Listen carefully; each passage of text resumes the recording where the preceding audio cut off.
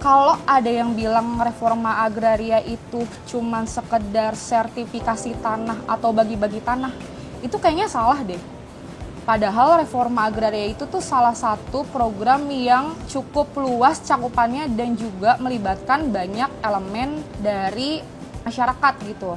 Halo Sobat ATR BPN, ketemu lagi bersama saya Nanda Ifah Khairunisa dalam podcast Kementerian ATR BPN. Nah, di podcast kita kali ini, kita akan ngebahas salah satu isu yang sangat penting dan menjadi perhatian banyak orang masyarakat Indonesia maupun pemerintah kita, yaitu isu tentang reforma agraria. Isu ini kita nggak akan bahas sendiri, aku nggak bakal di sini sendiri, tapi akan ditemani oleh Ibu Mindasari. Halo Sobat. Halo Sobat ATR BPN. Ibu Mindasari ini adalah Kasubdit Penetapan Potensi Redistribusi Tanah ya Bu. Ya. Nah, dan juga Mas Windra. Halo, Sobat ATR BPN. Ya. Mas Windra ini adalah Kasubdit Pengembangan dan Diseminasi Model Akses Reforma Agraria. Mas, Bu, kalau misalnya kita mau ngomongin terkait reforma agraria ya, sebenarnya itu kan kayak salah satu bahasa yang mungkin masyarakat juga, ada beberapa masyarakat yang awam sama kata-kata reforma agraria gitu. Mungkin cuman para pegiatnya aja yang tahu tentang reforma agraria ya. Ya. Sebenarnya tuh reforma agraria itu apa sih, Bu? Mas? Oke, dapat saya jelaskan ya Mbak Nanda dan Sobat ATR BPN. Jadi reforma agraria itu adalah penataan kembali struktur penguasaan, pemilikan, penggunaan dan pemanfaatan tanah agar lebih berkeadilan dan juga untuk peningkatan kesejahteraan masyarakat, di mana mempunyai dua instrumen. Yang pertama adalah penataan aset, yang kedua adalah penataan akses. Nah, dua instrumen ini adalah merupakan instrumen yang satu kesatuan yang tidak dapat dipisah-pisahkan. Jadi kalau bicara reforma agraria pasti penataan aset dan juga penataan akses. Outcome-nya adalah untuk peningkatan kesejahteraan gitu ya. Dan juga reforma agraria ini merupakan program strategis nasional yang sangat penting. Dan ini sesuai dengan yang diamanatkan dalam Undang-Undang Nomor 59 Tahun 2024 mengenai Rencana Pembangunan Jangka Panjang 2025 sampai dengan 2045 ya. Ya, outcome-nya sertifikat, tetapi dampaknya adalah bagaimana dengan sertifikat itu masyarakat dapat meningkatkan kesejahteraannya. Itu intinya seperti itu. Itu ya.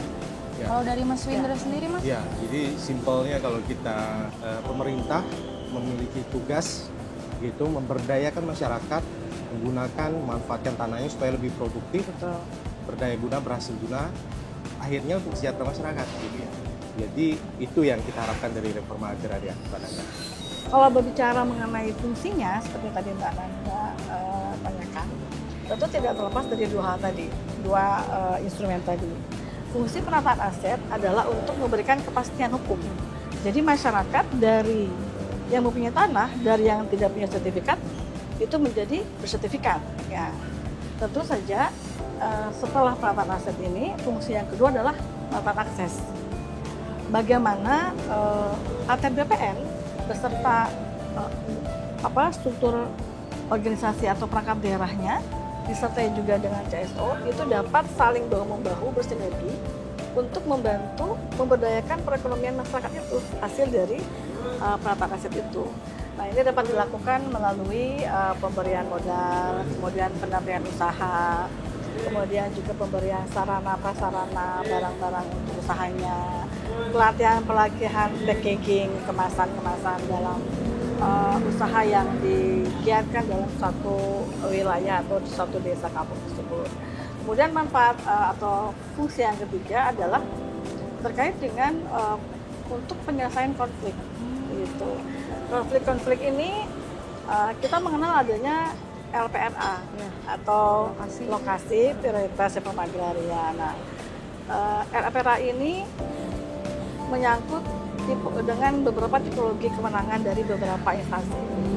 Jadi kalau konflik dengan masyarakatnya itu di tanah masyarakat, di tanah transmigrasi, berarti itu adalah kewenangan Kementerian Transmigrasi. Itulah fungsi reforma agraria dalam penataan aset untuk kepastian hukum, kepada masyarakat, memberikan sertifikat, kemudian kepastian pemerataan ekonomi yang lebih berkeadilan dalam penerapan akses dan penyelesaian konflik dalam pengadilan. Seperti itu. Ya. Jadi memang adanya CSO, nah mereka ini sebagai pengusung gitu, yang sekarang mereka itu jadi mitra strategis kita dalam menyelesaikan agenda reforma agraria seperti itu. Ya. Nah harapannya ke depan cerita-cerita positif yang sudah banyak sekali kita kerjakan ini juga dapat disampaikan oleh mitra strategis kita seperti itu terkait dengan agenda reforma agraria harapannya. Jadi kalau ada yang bilang reforma agraria ini adalah program kerja strategisnya Kementerian BPN, itu betul. Itu sangat amat betul. Ya, betul. Tapi dalam pelaksanaannya kita nggak sendiri ya, ternyata ya Bu Mas. Tadi sih kalau didengar dari penjelasannya Ibu sama Mas tuh lebih ke banyak banget ya peran dari macam-macam. Betul. Termasuk pemerintah daerah begitu ya, keterlibatan mereka bagaimana di dalam gugus tugas reforma agraria.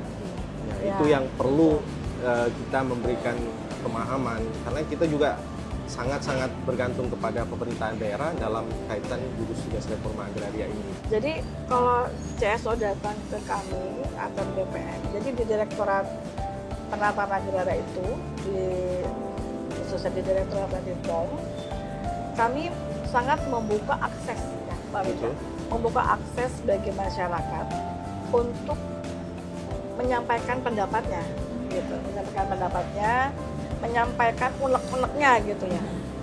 Kami membuka audiensi dengan CSO, di mana CSO ini membawa masyarakat, gitu. Seberapa penting sih gitu harus ada reforma agraria di Indonesia gitu? Kenapa program ini harus dijalankan dan juga kenapa reforma agraria ini tuh selalu jadi mention era presiden manapun gitu? Mungkin kalau Sobat ATR BPN pahami kalau tidak ada agenda reforma agraria begitu, jadi Mbak Nana struktur penguasaan pemilikan ini akan dikuasai oleh satu pihak gitu ya, menguasai dengan lahan yang luas begitu. Kalau kita tidak atur struktur penguasaannya, makanya kita kenal adanya indeks Gini dan ketimpangan seperti itu. Nah, makanya agenda reforma agraria ini sangat penting. Jadi masyarakat yang penguasaan pemilikannya ini masih memang belum ada begitu atau kecil, nah itu yang kita berikan terkait dengan penguasaan pemilikannya. Itulah agenda reforma agraria ini. Ternyata tuh reforma agraria itu hadir untuk memberikan keadilan ke penguasaan tanah ya. Jadi penguasaan tanah di Indonesia tuh nggak cuman bertumpu di satu orang dengan kepemilikan luasan tanah tuh yang besar gitu. Tentunya tidak hanya penguasaan Mbak Nanda, kan penguasaan kita hanya menguasai orang aja, tapi bagaimana memberikan kepastian kepemilikan kepada masyarakat gitu ya.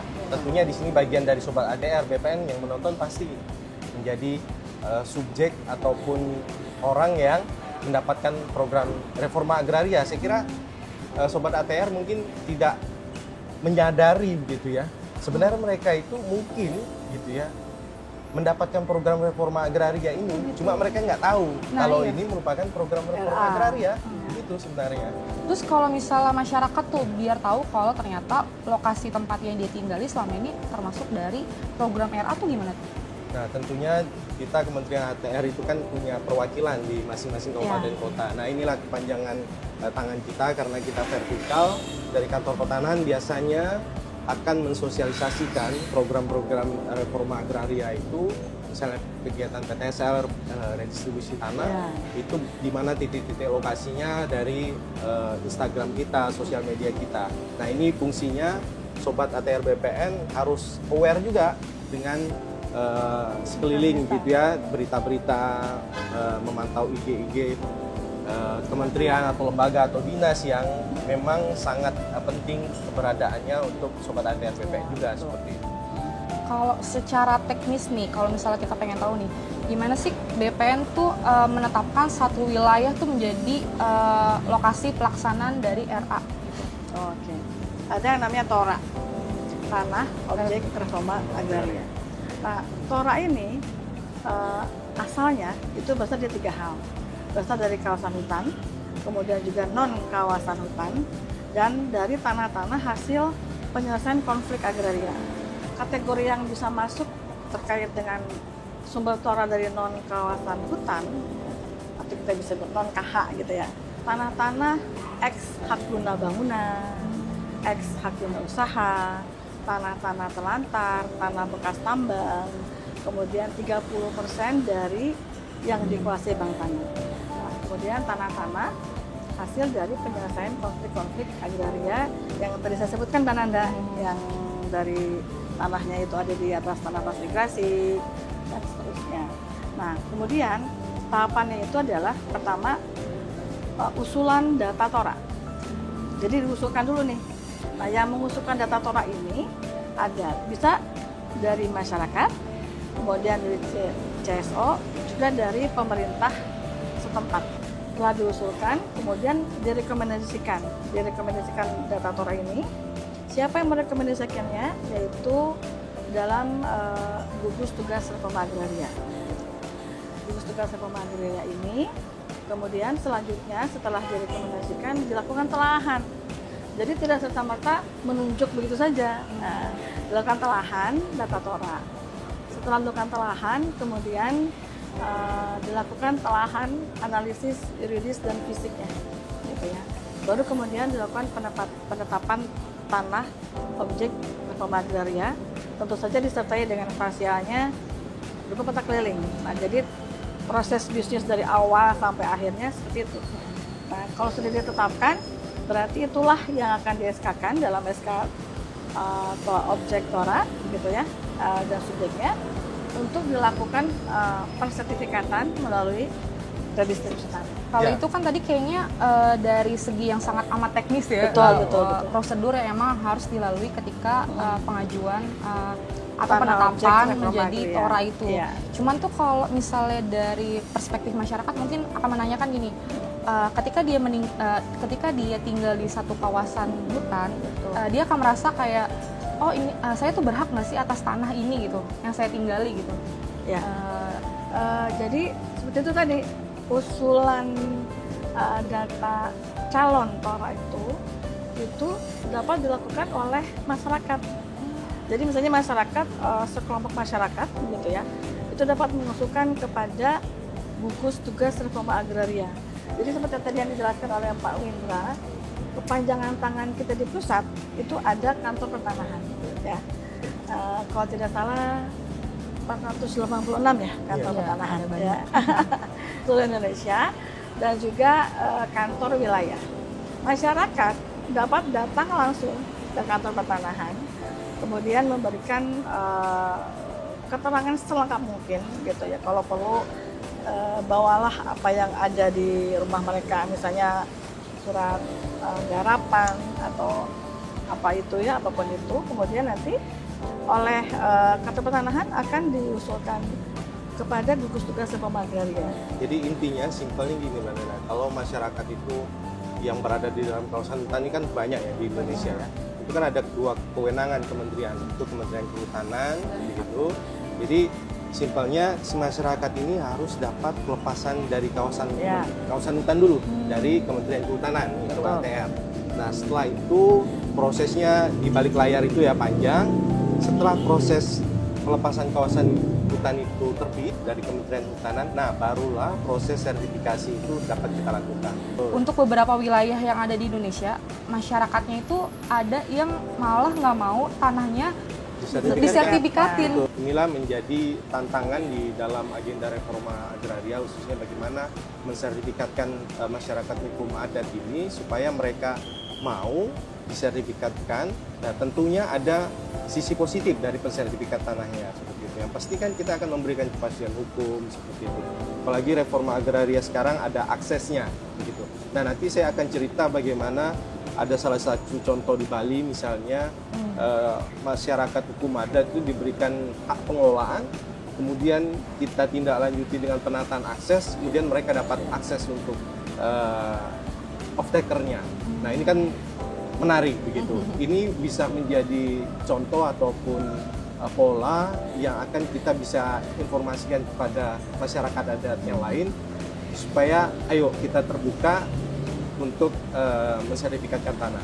Negara tidak akan mengambil itu, negara memastikan kepastian hukum untuk masyarakat adat seperti itu, Mbak. Gimana sih caranya pemerintah itu memastikan bahwa reforma agraria itu bisa sampai kepada yang memang haknya gitu? Kita adakan sosialisasi dulu, penyuluhan kepada masyarakat bahwa Bapak Ibu, tanahnya ini sekarang sudah masuk dalam penlok atau penetapan lokasi untuk redistribusi tanah. Setelah dilakukan sosialisasi, kemudian dilakukan invent-inden. Nah, inilah tahapan awal sebagai saringan utama, ya, tindakan preventif utama, di mana CNC atau clean and clear itu hadir gitu. Jadi di invent betul-betul, diidentifikasi betul-betul mana subjek yang berhak, mana objek yang berhak. Jadi itu sesuai dengan Perpres 62 Mbak Nanda, tahun 2023. Jadi tidak sembarangan itu semua orang dapat diberikan sertifikat redis, ya. Ya nanti Begitu. tiba-tiba kayak misalnya di satu kampung ada orang yang tadinya nggak tinggal di situ, Iya. kucluk ngaku-ngaku itu nggak sebagai bisa. warga situ dapat, nggak, ternyata ada Betul. identifikasinya Iya. ya Bu. Setelah invent-inden ini betul-betul diterapkan, dilaksanakan, kemudian naik pada tahap selanjutnya, yaitu dengan melakukan pengukuran dan pemetaan. Oleh siapa? Tentu oleh seksi survei dan pengukuran di kantor Bapanas setempat. Jadi ada ketentuan dalam pasal 19 mengenai subjek-subjek reforma agraria. Subjek-subjek ini akan mendapatkan Ya, sertifikat tanah itu betul-betul masyarakat yang hadir di situ memang itu tanahnya sudah lama dikelola dengan benar-benar dan bukan masyarakat yang berada di luar lokasi itu, sehingga setelah dilakukan sidang itu penetapan subjek dan objek, kemudian diterbitkan SK-nya, terbitlah sertifikatnya, sehingga jika melalui proses bisnis dari awal sampai akhir 10 kilo ini dilakukan secara benar, pertanyaan Mbak Nanda tadi dapat terjawab bahwa dapat betul-betul diserahkan pada yang berhak gitu. Penataan aset ini kan ada legalisasi aset tanah dan juga redistribusi tanah. Nah, kalau misalnya di legalisasi aset itu kan yang lagi kita gembar-gemborkan itu kan salah satunya adalah PTSL. PTSL. Terus ada juga yang bilang PTSL ini emang RA gitu. Padahal RA ini kan redis. Itu gimana nih kita kasih kepemahaman ke masyarakat terkait persepsi yang ada di publik terkait hal ini? Jadi memang simpelnya begitu ya. Jadi proses sertifikasi seluruhnya yang dikeluarkan oleh ATR BPN itu bagian menjadi agenda reforma agraria. Kenapa? Karena di dalam aturan di Perpres 62 itu dia terdiri dari legalisasi aset, di mana aset sertifikasi jenis-jenis yang kita sertifikatkan itu menjadi legalisasi aset. Sedangkan redistribusi tanah ini yang memang khusus kita mendistribusikan itu yang biasanya untuk tanah-tanah pertanian tuh lebih ke arah sana. Nah ini menjadi agenda reforma agraria gitu. Jadi sobat ATR BPN nggak perlu bingung gitu ya, nggak perlu ini masuk reforma agraria nggak atau bukan gitu ya, PTSL ataupun redis gitu. Dua-duanya merupakan agenda reforma agraria yang itu dijamin oleh negara sertifikatnya seperti itu. Iya.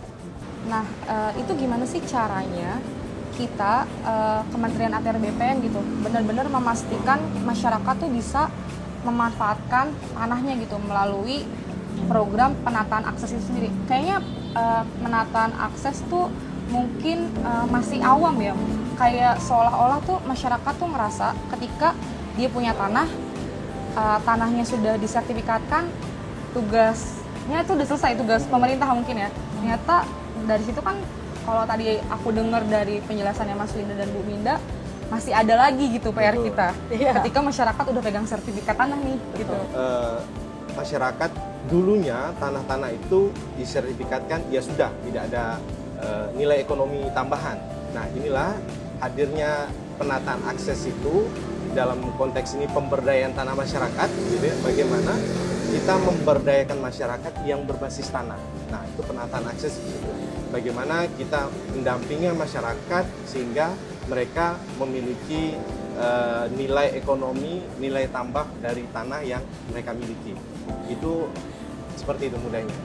Kalau terkait dia memanfaatkan sertifikat tanahnya itu sendiri sebagai modal Usaha Ya. gimana tuh Mas? Nah, kalau dulu kan modal usaha itu didapatkan misalnya dari kita mengagumkan sertifikat gitu ya. Nah, tapi sekarang semakin banyak pola untuk memberikan modal usaha begitu ya. Nah, bisa yang menjadikan jaminan itu selain sertifikat kegiatan usahanya itu sendiri itu bisa gitu ya. sekarang. Oh, bisa.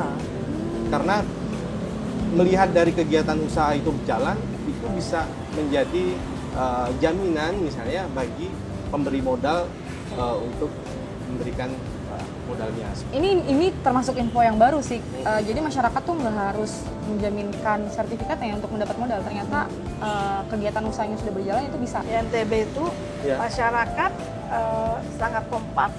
Ada berapa kolam Di Kota Mataram itu di ya. Kota Mataram, baby fish, Baby fish. Mbak Nanda. Baby fish. Baby fish. Mereka membentuk koperasi. Oh. Nah, dibantu oleh off-takernya dari salah satu PT ya. Sehingga dikasih modal.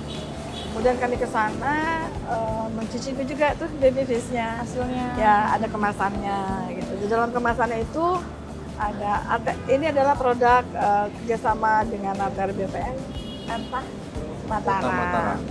Ya. Dan itu saya tanya masyarakat ibu-ibunya itu ya. Ibu ini pengelola koperasi ya, Bu. Apakah ada peningkatan pendapatan? Dia bilang sangat membantu. Kita tidak mau pada saat telah diberikan sertifikat begitu asetnya tidak dimanfaatkan, kemudian akhirnya mereka tidak memiliki uang, merasa tanah itu tidak produktif, kemudian dijual gitu ya. Iya. Nah, ini yang kita tidak mau Jangan gitu kan. sampai. Tidak ada nilai untuk meningkatkan ekonomi mereka. Makanya hadirlah pemberdayaan tanah masyarakat atau penataan akses yang harapannya sertifikat diterbitkan, kemudian akses dihubungkan gitu, ketemu begitu kayak dua hal yang positif ini. Kemudian, nah harapannya mereka tidak menjual tanah-tanah itu, karena kalau sudah sekali dijual, dapatnya cuma sekali. Iya. Iya. Tapi kalau diusahakan, dimanfaatkan, bisa dapatnya Berkali-kali sepanjang lipat mereka menggunakan keuntungannya. apa seperti itu, Mbak. Kampung Reforma Agraria itu sebenarnya apa sih gitu? Suatu bentuk wujud nyata keberhasilan reforma agraria yang berada pada suatu kampung, di mana di sana itu sudah terlaksana satu tata aset, dua tata guna penggunaan tanah, kemudian yang ketiganya adalah penataan akses. Jadi kampung reforma agraria ini bukan sembarang kampung gitu ya. Yaitu Kampung bukan sembarang bukan, kampung. yaitu ada prosesnya Mbak Nanda. Ditetapkan melalui SK. Oleh siapa? Oleh Bupati loh. Oleh Bupati dan oleh Pak Wali Kota setempat. Nah, jika sudah seperti itu, ada syaratnya nih dikatakan kampung reforma agraria. Tadi itu 3. Merupakan tanahnya itu merupakan hasil dari pelaksanaan penataan aset. Kemudian tata penggunaan tanahnya itu harus ada setting lah. Penggunaan itu buat apa?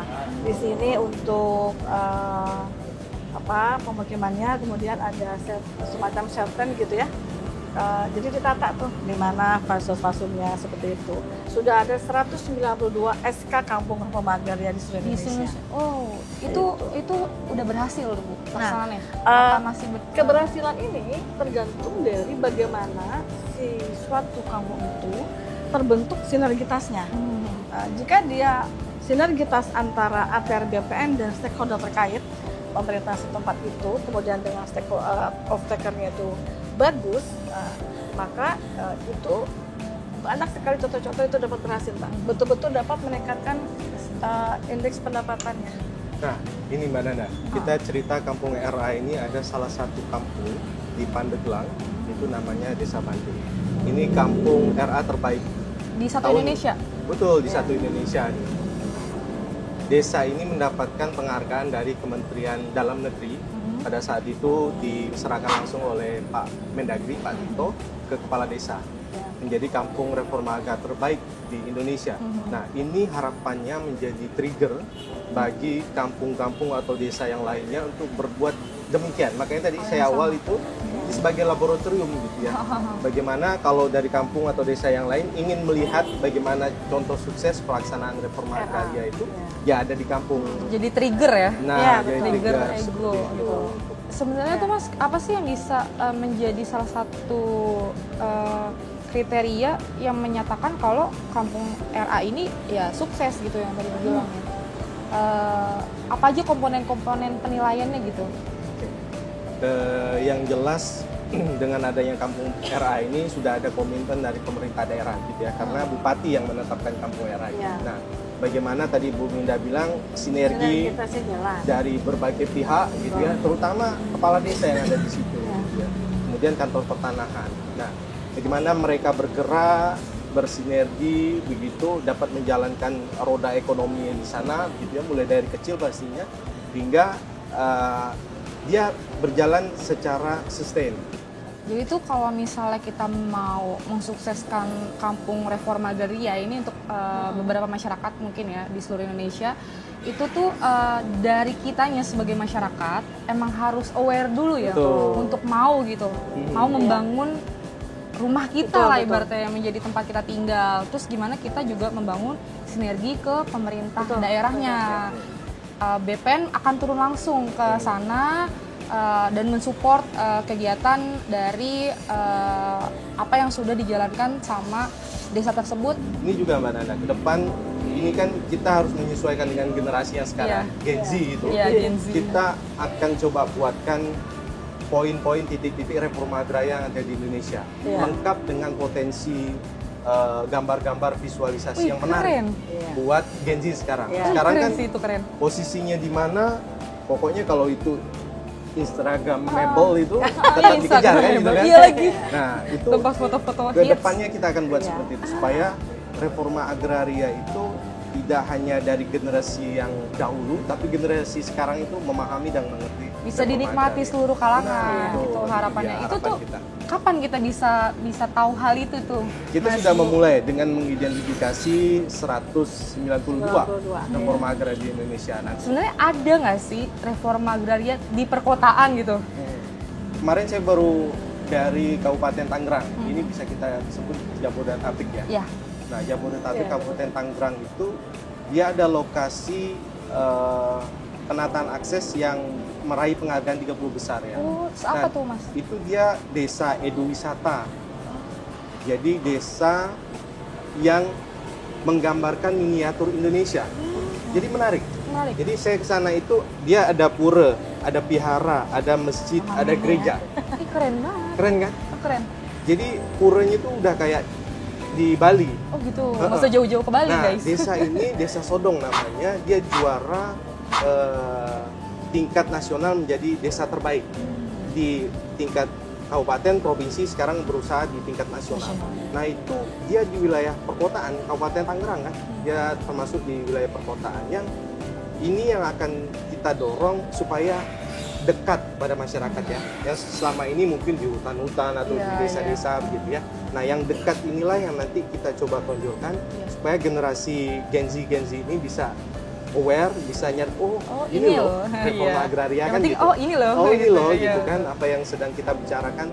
Seolah-olah kalau kita ngomong reforma agraria kok kayaknya berat banget. Kayaknya buat obrolan orang-orang tua kan gitu ya. Iya. Padahal ini yang kita coba masuk ke generasi Z sekarang begitu. Apa sih tantangannya gitu dalam pelaksanaan ini? Ex hak guna usaha ini yang oleh pemiliknya itu tidak dimanfaatkan lagi pun juga tidak diperpanjang. Nah, sehingga kan ini menyebabkan bisa terindikasi katakanlah ditelantarkan oleh perusahaannya, kemudian masuklah masyarakat mungkin ya yang mungkin bisa mengokupasi daerah itu. Nah, sehingga ini harus dilakukan suatu upaya agar tanah-tanah ex-HGB dan tanah-tanah ex-HGU ini perlu penertiban gitu, agar tidak terjadi ketidakpastian hukum. Itu dari segi hukumnya. Nah, kalau dari segi yang lainnya, misalnya dari segi tata kelembagaan, bahwa koordinasi dan kolaborasi itu juga masih dipandang perlu effort untuk melaksanakannya gitu loh. Kami ini sebagai pelaksana di lapangan, kami mengimbau kepada sobat ATR ya. Jadi tolong bantu kami pelaksana di lapangan untuk mensukseskan program reforma agraria ini, khususnya bagaimana mensertifikatkan tanah. Simpel aja sobat ATR. tolong pada saat petugas akan melakukan pengukuran seperti itu ya, ini tolong dipastikan bahwa tanah-tanahnya itu letak-letak batasnya itu sudah ada. Jelas. Jangan lupa pasang patok ya. Iya, pasang patok patok. seperti itu. Apalagi kalau daerahnya itu di hutan begitu ya, yang jauh, yang kita harus ke sana itu jauh sekali. Yang masih berhutan dan tidak kita bisa masukkan. Ini menjadi tantangan berat teman-teman daerah. Nah, sehingga kalau ini bisa kerjasama dengan masyarakat, ini bisa kita ini kan, saya kira pelaksanaan teman-teman di daerah akan berjalan lancar. Jangan sampai teman-teman ini dulu pernah ada plesetan ke TSL, papa tidak sayang lagi, kan jangan sampai seperti itu gitu ya. Papa nggak pulang-pulang. Karena ya itu Mbak Nana tadi saya bilang, teman-teman sampai nggak pulang, tidur di kantor, besok paginya harus berangkat kerja lagi. Karena ya seperti itu kondisi, kita sama-sama saling membantu. Kalau di Pulau Jawa mungkin itu ya, nggak pulang-pulang. Tapi kalau pengalaman saya 3,5 tahun di Kalimantan Tengah, Mbak Nana. Jadi ketika ke lapangan itu saya bingung nih. Dari sini ke sana itu sungai, ada buayanya. Nah, tuh teman-teman tuh melakukan pendataan tora itu, kepalanya doang yang kelihatan. Duh, itu pokoknya saya bilang teman-teman jangan lupa ya, dokumentasikan. Bukannya kita lebay ya, tetapi itu perlu. Bahwa ternyata seperti itu loh perjuangan Itu kita teman-teman di kerja daerah. gitu benar-benar hadir Iya, masyarakat. Di balik cerita manis di akhir itu ada usaha yang luar biasa. Saya juga pernah naik perahu, kalau gue yang dikit ke kanan, ke kiri. Itu di daerah Kalimantan. Jadi pasti banyak juga cerita-cerita yang bikin haru gitu ya. Mengharu biru dan cerminan perjuangan dari teman-teman di daerah seluruh atau pertanahan dan juga teman-teman dari Kanwil di Indonesia yang mana berjuang dari hati gitu ya untuk memberikan servis yang excellent kepada masyarakat. Ya itu emang jadi tugas besar buat Betul. kita sebagai pelayan publik ya, Bu. Itu jadi salah satu amal jariah juga sih yang akan di-share ke insyaallah. Ada nggak sih salah satu momen di lapangan ketemu masyarakat yang testimoninya tuh terngiang-ngiang selalu gitu? Ada di Sukabumi, mereka memang berusaha pisang kependis gitu ya. Banyak sekali yang mereka butuhkan untuk mendukung kegiatan itu. Nah, kita coba usahakan mereka untuk mencarikan CSR gitu ya. Dapatlah CSR nih dari pihak ketiga yang membantu di sana gitu ya. Nah, akhirnya dananya turun, dibelikan alat-alat sesuai kebutuhan mereka. Itu setelah mereka dapat itu, mereka cerita, ada orang tua nih, petani orang tua cerita sampai nangis lah. Ya Allah, ini baru pertama kali kami mendapatkan seperti ini gitu ya. Merinding aku dengar. Kalau bisa kami akan lakukan syukuran, Pak. Kami mengundang Bapak untuk datang mensyukuri apa yang telah kita dapatkan seperti itu. Aduh, saya merinding. Iya, aku juga dengar merinding. Cerita ini ikut merinding gitu ya. Nah, itulah cerita yang sampai ke akar, ke masyarakat yang memang lah yang merasakan manfaat langsung dari reforma agraria, khususnya penataan aset dan akses. Seperti itu Mbak Nana. Kalau dari Ibu? Ya, kalau dari saya dulu pada saat pelaksanaan PTSL ya. PTSL. Jadi saya waktu itu sebagai ketua adjudikasi, karena ketua adjudikasi itu kan menandatangani sertifikat. Nah, setelah selesai sertifikatnya, gak berapa lama itu kena proyek jalan tol ya, sehingga si bapak yang punya sertifikatnya itu yang tadinya tidak punya rumah, tidak bisa menyekolahkan anaknya, itu menjadi berubah 180 derajat kehidupannya, sampai mencari-cari saya ke kantor bilang terima kasih gitu ya. Padahal kan bukan saya saja yang kerja ya, tetap tim. Saya bilang ini adalah kerja bersama tim Bapak. Jadi saya senang kalau Bapak sudah bisa menyekolahkan anaknya. Jadi ternyata anaknya itu jualan Mbak di pinggir-pinggir gitu. Jadi Mbak, itu adalah suatu nilai yang tidak dapat dibeli dengan uang. Iya, itu betul banget lagi. Gitu. Itu mahal banget sih nilainya. Ya, kalau Pak Winda aja pengen nangis, apalagi saya perempuan, tapi kita perempuan ya. Lebih terasa ya kita. Pasti lebih haru gitu ya. Karena kan kalau RA tuh ya sering banget ketemu masyarakat kayak kita ya. Iya. Bersinggungan sama masyarakat. Betul. Entah nanti ada kisah masyarakat marah-marah lah karena tanahnya kena konflik atau itu cerita sedih, baiknya, senengnya. Cerita seremnya gitu ya. Ada Mas? Oh ada. Apa Pada tuh? saat kami ke Sulawesi Tenggara gitu ya, ke lokasi bencana untuk Tora gitu ya, konflik gitu. Kami pada saat ke lokasi itu mau ke lokasi itu wah udah masyarakat udah bawa Iya. alat-alat senjata Betul. itu kan. Serius? Ya, iya, kami cuma berapa Senjata orang. tajam gitu? Iya. Oh, model. Mereka berkonflik kan antara dua pihak Ah. yang menguasai sama yang memiliki surat Iya, gitu iya, ya. ah. Nah, itu sampai dikepung kita. Oh, Kondisinya udah dikepung sama masyarakat di sana. Oh. Ya, kita Iya. menyampaikan apa adanya, niat baik kita. Iya. Kan kita nggak ada niat jahat Iya, itu betul. niat baik bagaimana menyelesaikan gitu. ah. Nah, ini salah satu yang kami rasakan, yang saya rasakan. Tapi tentunya teman-teman di seluruh Indonesia itu pasti mengalami hal yang seperti itu. Itulah cerita di balik reforma agraria itu. Jadi kan ada beberapa tanah yang emang dia tidak dimanfaatkan. Jatuhnya tadi ex KGU ya, Iya. dan berpotensi menjadi tanah terlantar. Akhirnya kayaknya itu Tertibkan. dikembalikan ke negara. Tapi narasi yang berkembang di masyarakat adalah negara seolah-olah menguasai tanah gitu. Mhm. Semua kepemilikan tanah tuh semuanya negara yang emang menguasai gitu. Apakah benar negara itu emang pengen menguasai dan mengambil tanah masyarakat? Itulah kenapa reforma agraria itu hadir gitu. Bagaimana kita mengatur hubungan hukum antara orang gitu ya, yang badan hukum, supaya kembali lagi struktur penguasaan itu. Kita ini ATR hanya mengatur terkait dengan kepastian hukumnya saja, hubungan hukumnya saja, begitu ya, supaya tidak dianggap negara tidak hadir atau memberikan kepastian hukum hanya untuk segelintir perusahaan saja, begitu ya.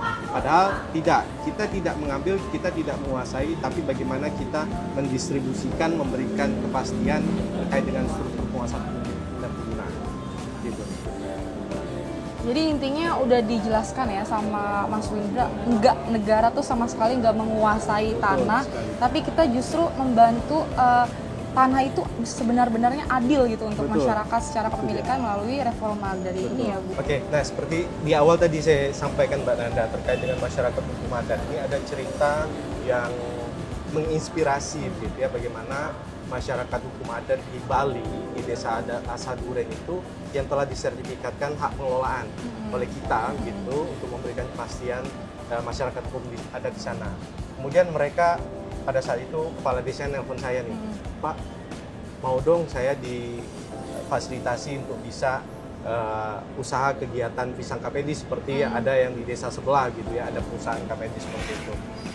Mereka memohon untuk bisa difasilitasi begitu. Nah, akhirnya kami coba menghubungkan dengan off-taker begitu. Nah, ini pentingnya penataan akses gitu ya, Ya. off-taker, sehingga mereka mau bekerja sama dan penandatangani kerja PKS gitu ya.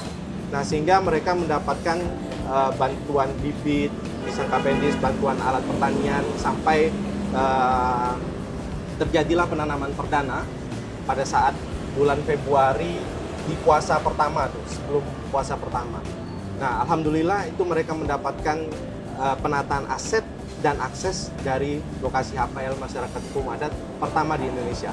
Nah terakhir apa yang ingin Bu Ninda sama Mas Windra sampaikan nggak cuma ke masyarakat, tapi ke seluruh pihak yang terlibat dalam pelaksanaan reforma agraria ini untuk bisa berperan aktif gitu. Karena kan sebenarnya reforma agraria ini bukan cuma tugasnya BPN gitu, pelimpahannya, tapi semua termasuk masyarakat, kita itu berkewajiban untuk mensukseskan program ini. Kalau kita melihat dari Perpres 62 bahwa keterlibatan pemerintah daerah, kementerian, lembaga, badan usaha ini sangat penting dalam menyukseskan reforma agraria, agenda reforma agraria. Karena memang kuncinya sinergi dan kolaborasi. Iya. Ini yang sangat penting. Itu nggak hanya cuma kata-kata ya Mas, Nah, sinergi itu dan dia. kolaborasi itu bukan cuma kata-kata. Bukan hanya sekedar kata-kata Bukan dan slogan. tidak hanya diucapkan, tapi bagaimana diimplementasikan dari tataran pusat sampai ke daerah, sampai kita nih gen-gen ya, mulai dari gen terdahulu sampai gen sekarang gitu ya, gen Z, dan nah ini bagaimana bisa terlibat mensukseskan agenda reforma agraria gitu ya. Jadi kalau dari saya ingin mengajak Sobat ATR BPN, masyarakat luas, kemudian juga termasuk dengan stakeholder terkait ya, untuk memandang tanah itu bukan hanya sebagai suatu benda saja, tetapi bagaimana dengan keberadaan tanah itu dapat meningkatkan kesejahteraannya. Jadi saya menghimbau dijaga itu tanahnya, kemudian juga dibuat produktif seproduktif mungkin untuk meningkatkan kesejahteraan masyarakat. Kemudian juga kami mengajak nih ATR BPN ya, kepada sobat ATR BPN untuk terlibat aktif, terlibat langsung dalam pelaksanaan reforma agraria secara keseluruhan. Kemudian juga kami mengajak mari jadikan reforma agraria sebagai suatu gerakan bersama gitu ya, sinergitas kolaborasi untuk mewujudkan keadilan, mewujudkan pemerataan ekonomi dan juga untuk meningkatkan kesejahteraan masyarakat. Mantap sekali. Nah, jadi intinya sebagai warga Indonesia yang baik dan juga ingin merasakan manfaat dari program pemerintah, ayo kita sukseskan reforma agraria bersama ya. Oke, cukup sekian pembahasan kita terkait reforma agraria hari ini. Mungkin kita bisa ketemu di episode-episode selanjutnya untuk membahas hal lain ya di luar dari topik pembicaraan kita kali ini. Jadi jangan lupa saksiin terus podcast Kementerian ATR BPN. Aku Nanda, ini Ibu. Saya dengan Minda. Saya Windra. Kami pamit undur diri. Dadah.